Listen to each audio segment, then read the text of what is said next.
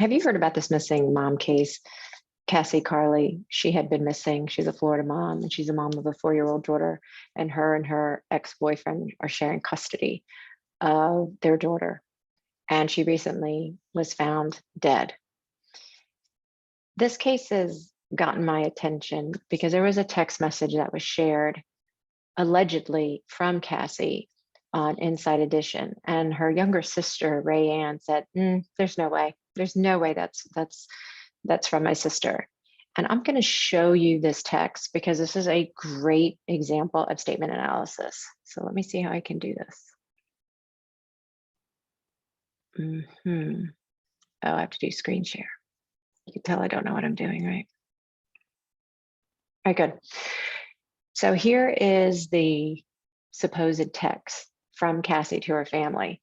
And it says, "I'm sorry, car was acting up and I broke my phone. Marcus," who is her ex-boyfriend, "is working on it. I will stay at his place tonight. He is paying me money to do some stuff around his house."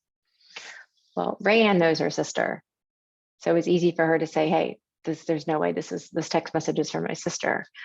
But for those of us who don't know her sister, I'm going to point out some hot spots in this that are suspicious.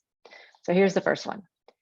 She says, "I'm sorry, car was acting up." Well, first of all, what car? Whose car? Was it his car? Was it her car? That's important information, because if you look right here, she's saying, "I'm sorry." She's using the personal pronoun I, right, to accept responsibility. Here she says, "I broke my phone," but she's not identifying which car.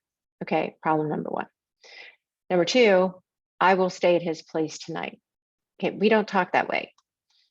It's informal language, particularly when we're talking to our family and friends, and pretty much anybody. We will use informal language, which means we will use contractions. Here is very formal. "I will stay." Okay, hotspot number two. Hotspot number three is, "He's paying me money to do stuff." Okay, what kind of stuff? That's so vague, right? So that's hotspot number three. Hotspot number four. So before I tell you what that one is, everybody has their own vocabulary, how words that we use, right? We know that words can have multiple meanings. So check this out. Place and house. In the first sentence, it says, "I will stay at his place tonight." And at the end, "I'm doing stuff around his house." What is the distinction there? Why are there synonyms? Why are they not the same? Normally what we would see is, yeah, I'm staying at his house and he's paying me to do some stuff around his house. Or I'm staying at his place and he's paying me to do some stuff around his place. But having that change in vocabulary, that is another hotspot. So those are 4 hotspots in this text message, which leads me to believe that there is definitely more to the story. And you may or may not know this, but the ex-boyfriend, Marcus, is arrested. So he is under investigation.